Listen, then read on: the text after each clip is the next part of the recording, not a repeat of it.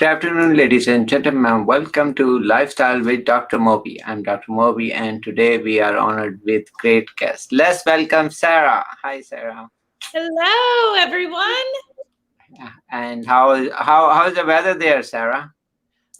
A little. I'm sitting in front of a window because it's got good lighting, right? So it's lovely. My ring light gets a little hot, so it's nicer to look outside and see a forest. But pretty cool for this time of year, for sure. Yeah, and I would just put your website so people can know you. Okay.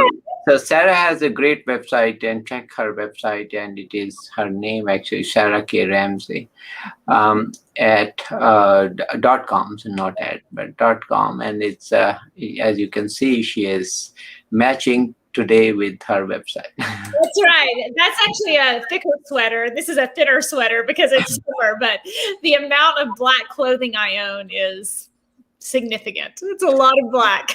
Okay, well, it looks great, and so I think you have a great taste, and you know what to dress. And I think I saw one of the pictures you have on Facebook. Also, looks amazing. You know that yellow.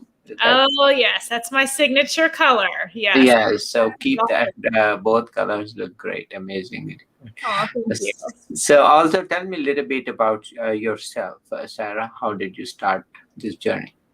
Well, I always make a joke, and I say no little girl grows up thinking she's going to be a toxic relationship specialist. And so this is certainly not what I thought I was going to be doing, but I found myself in a real cycle of people pleasing, of putting up with really bad behavior, of thinking I couldn't be nice and strong. Mm-hmm. I had to choose and just be like a good girl. And being a good girl meant letting everyone else win. It was always their turn. They always got to set the rules of the relationship.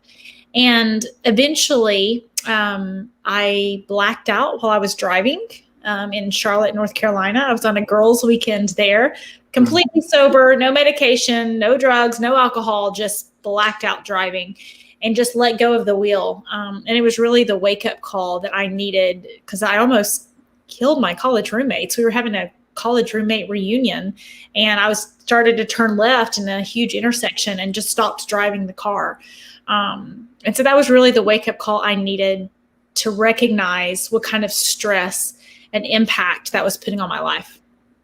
And you bring up very important point here, and that is I have seen in many ways it's in different cultures too. It's here, and of course I'm from Pakistan, in our cultures too, and everywhere in the world. I mean, I've lived in Middle East and also here.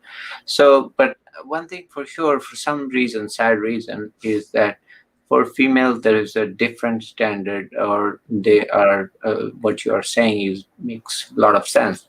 Like you said, you have to please everyone. You have to sacrifice, and what about men? So then why is that a different set of standards for both? That I have hard time understanding all this. I mean, I have sisters, wife, and everybody, colleagues. So I always ask them, why is that? And when somebody is also taking care of their daughters, and when they're young, they also kind of teach them similar kind of thing. They infuse the same thing: play with the dolls, play with this, dress this, and do. It's good to play with dolls, but you can do other things too, right? And we have to stop believing that love means we don't count anymore. Right? If we love someone, that means we don't count. And it's really that simple. I think healthy relationships are relationships where both people count. Their dreams count, their rest counts, their needs count, their opinions count. And, from a very early age, we're told to take turns, right? If you're playing with your friends, take turns with the ball, take turns with the doll, take turns with the toy. And we forget that as an adult. That a healthy relationship just simply means taking turns. and we make it really complicated, like, well, this communication pattern and this skill and this, and those are useful. But when you really get back to the basics, it can be a lot more simple than we're making it. And also, many times I tell people that, relationships are simple on one end and also could be very complicated on the other, depending on how complicated you make them, right? So if you want to believe in simple and keep it simple, then of course you get simple answers, which means that if you give them a kind of space, anybody. Now, I say forget about men and women, forget about just two person. You're in a room or in a space or they know each other. Why would you make any friend or anybody who you cannot tolerate or you cannot get along, right? So if you can't have any kind of conversation or so that part is never compensated by anything else. Yeah, and there's a lot of people who think I'm good. Their identity becomes I'm good at helping people who are in bad moods. I hear people say I'm good at managing crazy. I'm good at helping people who are always angry.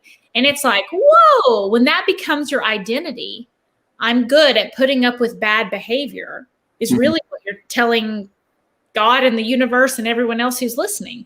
I am good at putting up with people who are mean to me. That is a bad skill to have. Yeah, it's a bad skill to have.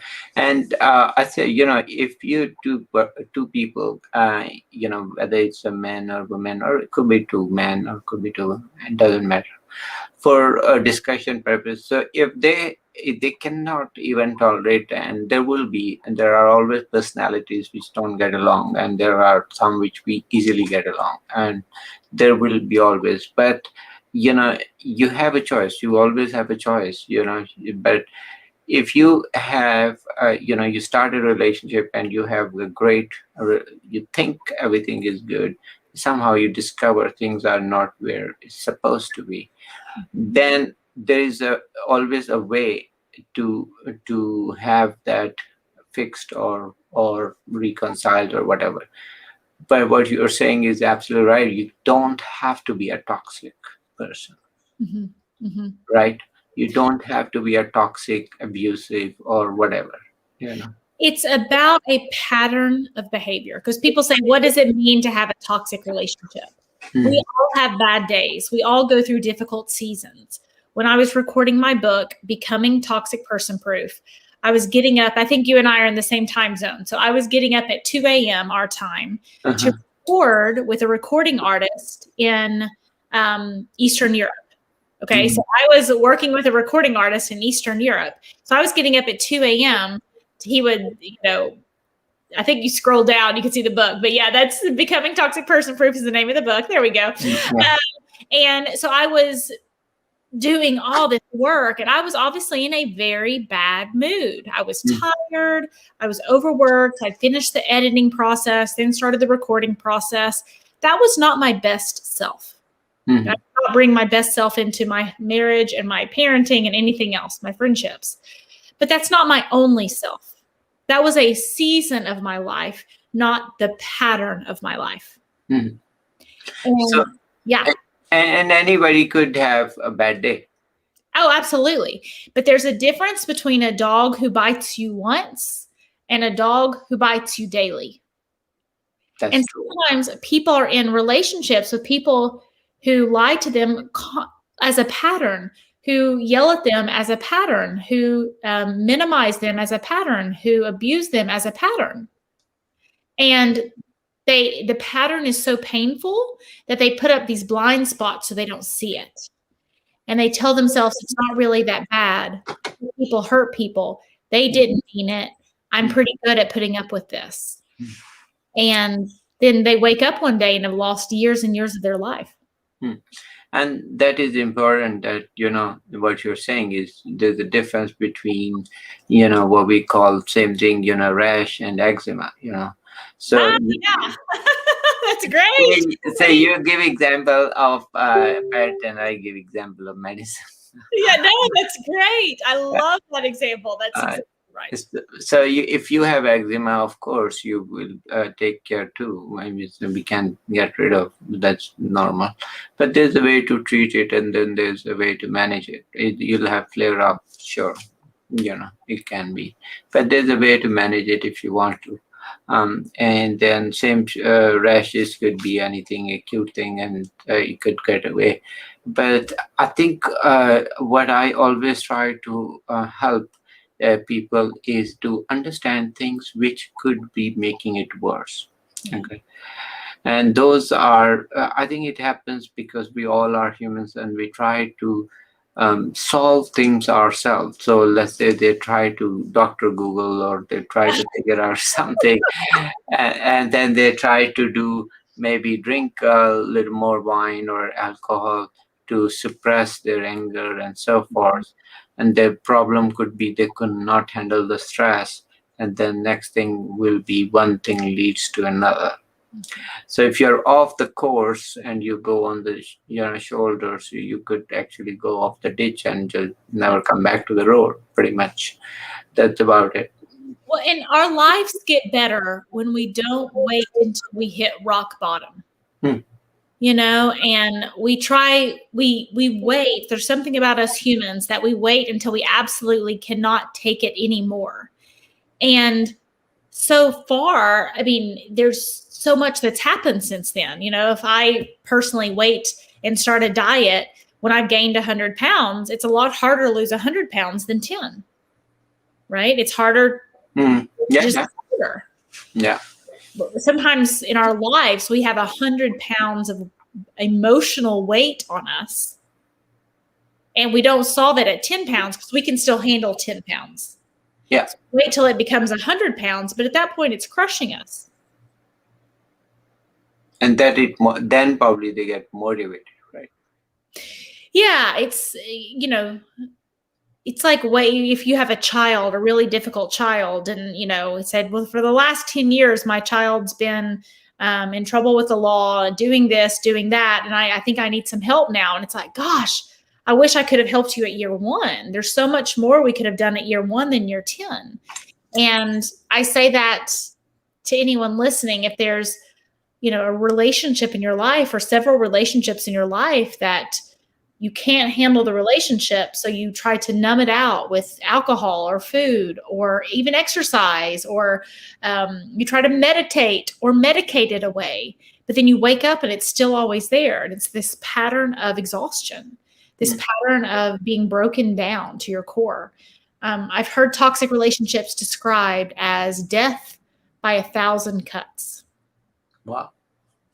So the question is always, that people become numb, and then I think there's a famous song, if you remember, Pink Floyd, Comfortably Numb.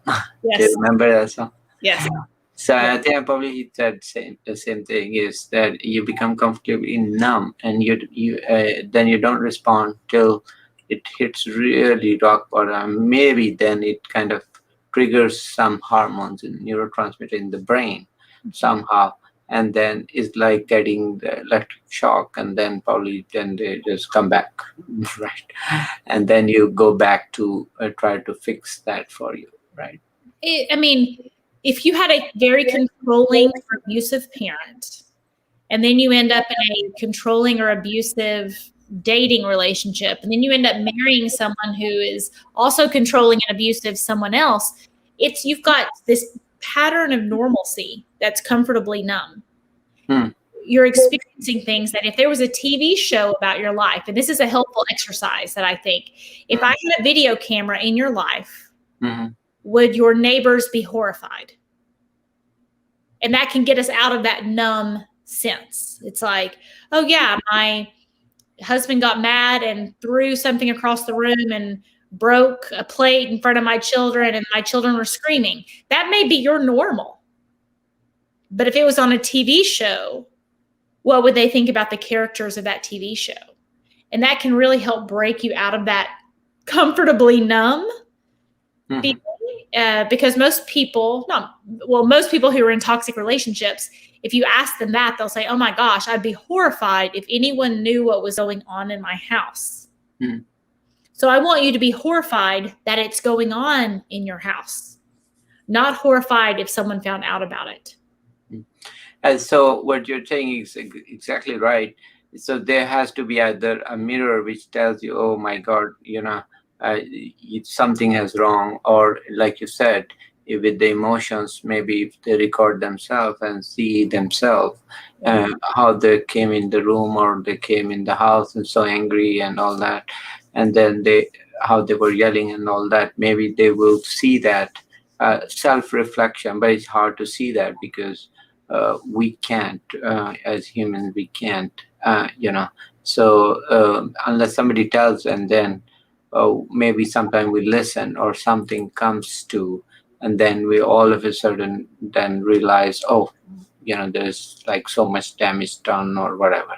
And that is, I think that's very important. People like you, me, we are, I have seen many times there are people who wouldn't give up smoking, but as my duty, as not only duty, but also I feel strongly, I keep telling them there is maybe out of 1 year, maybe one day they listen, and exactly, so it's the same message again and again, but maybe one day, maybe a little different every time, but the main focus is same: stop smoking, stop this, stop that.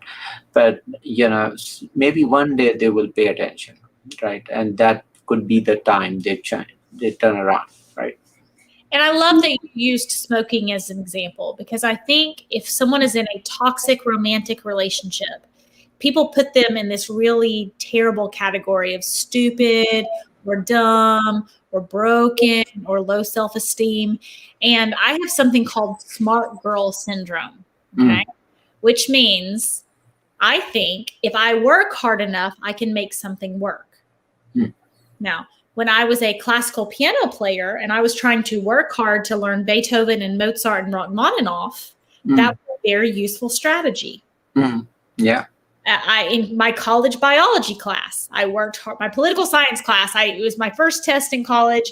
I didn't study at all. I made a D on my first test. I was horrified. I had really good grades in high school. And so I worked and worked and worked. I made like basically 100 on every test out after, because I'd studied, right? And I had to work at it. So when I bring that same expectation into my relationships, I can try to make a really bad fit work if I work hard enough. And that's a very bad strategy in relationships. Okay. So also tell me, I'm sure you have seen a few things which anyone should pay attention to, with improving their relationships, toxic relationships. Oh, yeah. So in any relationship, I always coaching people on asking for what you need in a very clear way. There was a girl, she went on a date and she felt like he was too touchy. Nothing really inappropriate, but they'd gone to a museum and he was a little bit too touchy. And I said, well, just say that if you want to go on a second date, that you're only comfortable with holding hands right now, and see if he respects that boundary. And she's like, oh, well, that's so clear and so easy. And it's like, yes. And I think far too many women avoid asking for what they need and being very clear and direct about it for some reason. But clarity is kindness. It is kind to both the men and the women in my life for me to say, this is what I need to make this relationship successful. There's a lot of clarity and kindness to that. It's no games. It's no bull crap. If it works, okay. If that's not a fit for you, then it's not a fit for you. Obviously, I'm talking about early in the relationship, not leaving a 20-year marriage just because, it's there's some give and take in those long-term relationships. And I don't. But also, I think it's a point, actually, good point, in long-term relationship too. Actually, I will always say that basic does not change. So even in chronic or long-term relationship, don't kind of ignore the strength of communication and the basic. So don't assume that it is. I think that's where I think those relationships start having problem because it gets rusty with time. Anything. Uh-huh. So if you have to remove the rust, just go back to basics. Uh, what started, like you're saying, the basic was be clear on what you want and convey that to the other person. That's what you want. And I think there are two important things in that. One is everybody should know what they want. That's Yeah. the basic problem. That, And, that's a real problem. I'll speak as a woman and say women are very unclear about that. That's one of the things I work with my Wondrous Woman program. It's like, and that's why people are getting raises. They are creating changes in their job. And it's like, all I'm teaching them is to become their own best problem solvers, know what they want, and be able to communicate that. These should be very basic human skills, but women are afraid of it for so many reasons. And then it's easy to, clump all men are jerks. Well, did you ask for what you wanted? Ask for what you needed. Yes, there are men and women who are jerks, and there are men and women who are wonderful. How can we collaborate on that? and I think the only problem is being men. I can tell you, we are more in terms of like to get direct message. So I think the problem happens if there is a little hidden message or kind of different message. Yes. That confuses us, and that confuses any man. And so if my wife supposedly says, okay, buy this, it means don't buy it. Okay, so if I buy it, I get in trouble. But that part sometimes we forget. Oh yeah. If I have any I don't do a lot of couples counseling, but I teach people how to do healthy relationships in the future. And that is my number one thing. For example, my husband was traveling a lot for work before COVID. And so he would go to all these fancy restaurants with his business and get to go eat at these amazing places all over the world. And then I was at home with the children working from home. Right. And so then he would come home and say, oh, what are we eating at the house? I'm fine with turkey sandwiches. I'm not even hungry this weekend because I've eaten all these great meals. And I'm like, but no one's taken me on a date. So, I need, my expectation is that we dated before we got married, and I want to date as we are married.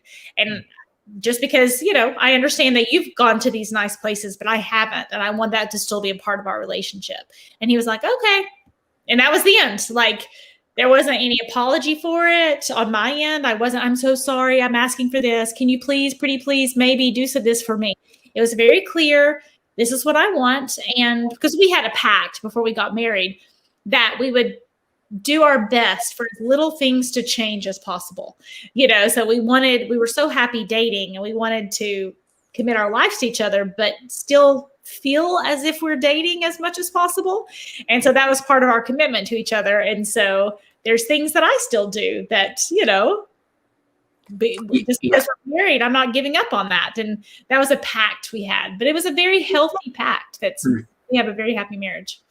And so, I also share very similar story with my wife. We had, we go to mall, and many times she would say, okay, let's go and do shopping. I say, oh, I'm not interested in looking. You continue shopping. I'm here. So I figured out there's a, theater in it. So I figured out, okay, you do your shopping for 2 hours. I'll go to the mall. So I don't bug you. She said, yeah, perfect. We did 5-6 times, and then soon she realized that this is not what she wanted. So she sees I'm coming fresh, and I'm saying, okay, how was your shopping? Great. Okay, let's go home. So it's 2 hours. And so she said, listen, I want you to be here with me all the time. We go to each other. I didn't ask you to go to the theater. I said, you didn't tell me that before. So I figured out a way to spend those 2 hours, because you said I'm making you miserable on choices and so forth because you can't concentrate on shopping. I said, that's fine. I'll just do something else. But no, she said, no, I don't care. But I want you to go with me in each shop and tell me what is good. I said, okay, now I got the message. Yeah, and clear communication, because if your relationship was toxic, what would happen is they would do the flip. Somebody would, within the relationship, the guy or the girl would have done the flip, which is, how dare you, blah, blah, blah, blah, blah, right? How dare you change the rules on me, and I could have done the, shopping, but now I have to do this. Or how dare you say I'm not showing up for you? How dare you? And it creates a power imbalance in relationships. And if there's the more prevalent that pattern is, the more troubled the relationship is. So you just described a pretty healthy relationship dynamic. So congratulations to you and your wife. Yeah, no, we just like you say, we understand very each other, so that's great. But still, I think still I was like, I said, you could have. There is nothing to hold you telling me that. Oh no, you want me to be with you there in that shop, so and that's fine. I'd rather hear that than, because then I feel, or I thought, that she doesn't need me, and maybe I'm interfering with the shopping, right? Which could be true too, right? Because we are not men, not very much into shopping. Now it's reverse. Actually, I do more shopping than her. So My husband does more shopping than me too. His parents, he grew up in retail. His parents had a retail shop, so he grew up shopping. He loves it. yeah. No, but I think you're absolutely right. There is another element to it, and it's important. That's where actually, the collateral damage, where people don't realize that they tend to damage left and right a lot by saying things which they don't mean. And exactly what you're saying, that they could have gone other way around, and me and we both would have argued, oh, you didn't do this, you didn't do that. And that then is the collateral damage, right? And that's a lot of damage. Then there's nothing, the original topic is gone. Yeah. Yes, and that's really important. If you can't stay on topic, it's always going to go badly. You never do this. You get really historical, like, oh, but 10 years ago you did that too. The more you can stay on topic within your communication, the better problem solving skills you and your wife, me and my husband will have in this process. And the toxic person always tries to get you off topic, especially if you say something like, do you have lipstick on your shirt? Did you cheat on me? And Yeah. How dare you say that about me? Don't you know that you spent too much money on the credit card last month? And then you start talking about something that had nothing to do with the original intent, which can get very tricky and keep you confused and keep you exhausted and keep you in that numb state, because you never know what's going on.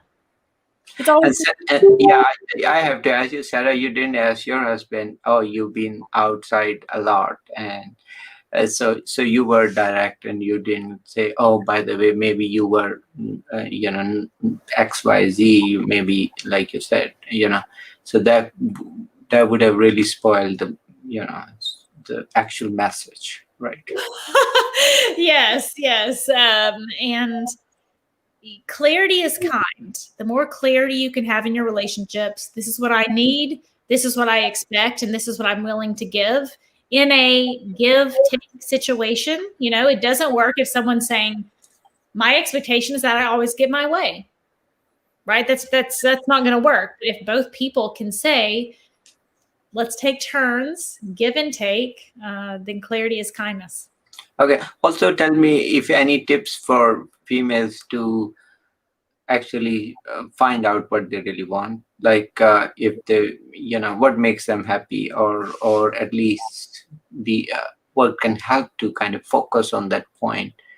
To saying is one thing, but getting to that message is a big thing. So do you see any points which they can focus on? Oh, absolutely. One of my favorite strategies for this is taking personality tests, okay, and seeing what some of those words say about you. Because a woman asks, who are you? They're going to say, I'm a wife, I'm a mother, I'm a worker of some type, right?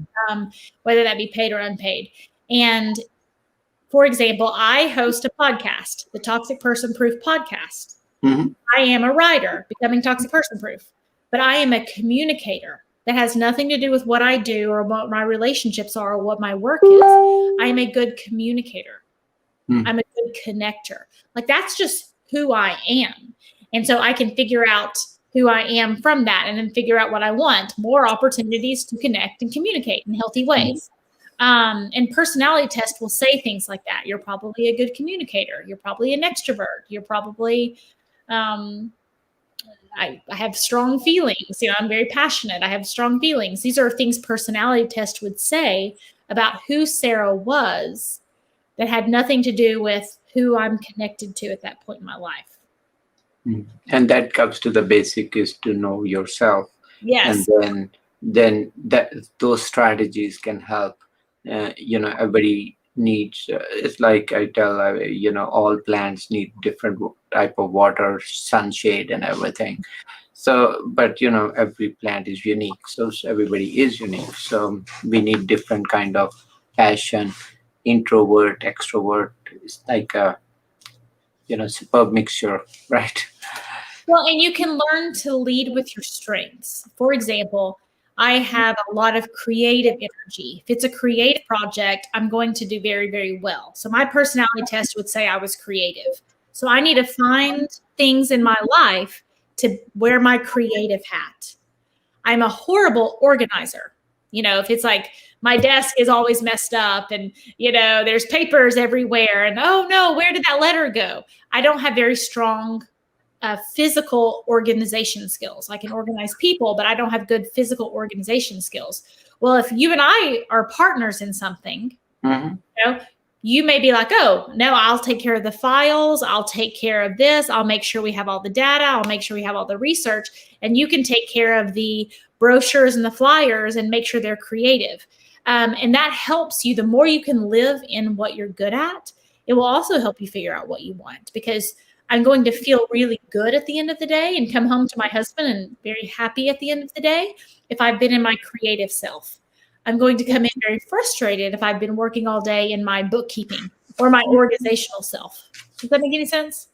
Yeah, and that's important. But I think that only, the only problem sometimes people have is that two people can be very similar. So, and then, then it becomes a problem a little bit. So then the question is, let's say both have not great at organization and all that. So they both create mess. Very strict. And then who is going to clean it, right?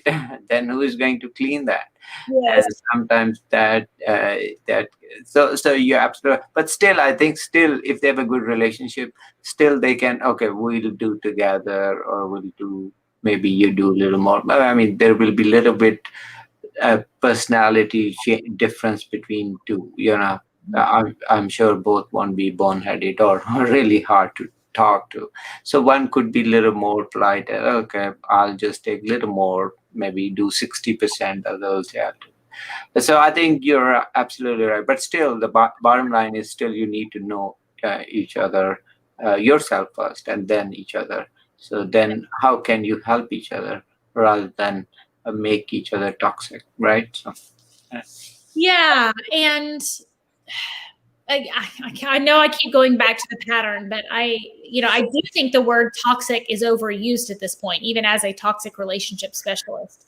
And it really is that pattern of behavior. If someone makes you frustrated, that is not a toxic situation. If you feel as if you're someone is battering your soul on a regular basis, that is what is toxic. If someone is minimizing you, or you feel like you have no power in your own life, or you're always confused, that's what toxic means. Getting in a fight with your husband, I do want to help spread this message, because we do need to know what it means to be in a really unhealthy, toxic relationship.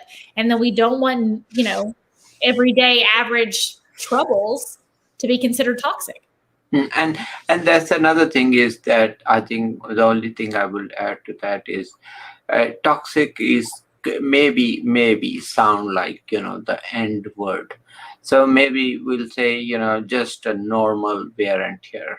And I think every relationship, which should be a relationship, is able to sustain some of those wear and tear, and which means they should be able to handle those stresses. There's no relationship in the world which can just break on us just slightest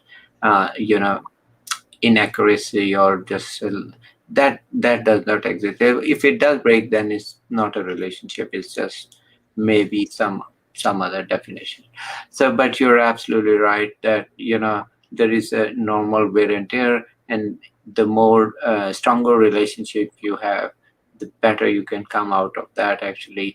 And we all get sick, we all don't have great time all the time, we'll have hardship, we'll have bad days, we'll have this is normal. I mean, just like any weather, there will be rain, there will be sunshine, but we should be able to survive that if we have true relationship, right? Yeah, and that's a good point, because a truly toxic relationship is going to feel like an eternal hurricane. Yeah, exactly. And that is not normal. If you feel like a constant hurricane, that is not normal. If you feel like, there's been a week of rain, Yeah, that's not what we're talking about here. Yeah. that's exactly right. Okay, any final message? Oh, it was fun. I can't believe we just discussed 36 minutes. Well, I always say my message to the world is surround yourself in relationships where people are allowed to play by the same set of rules. It's not one set of rules for this person and one set of rules for this person, because then you'll be happy, you'll be respected, you'll be loved, and you'll take turns, going back to that taking turns. So if you can think about it as, who in my life am I allowed to play by the same set of rules with? Who do we follow the same script? You'll have happier relationships. Okay, well, great. And thank you for coming to our show. Wonderful. Thanks for having me. Take care. Bye.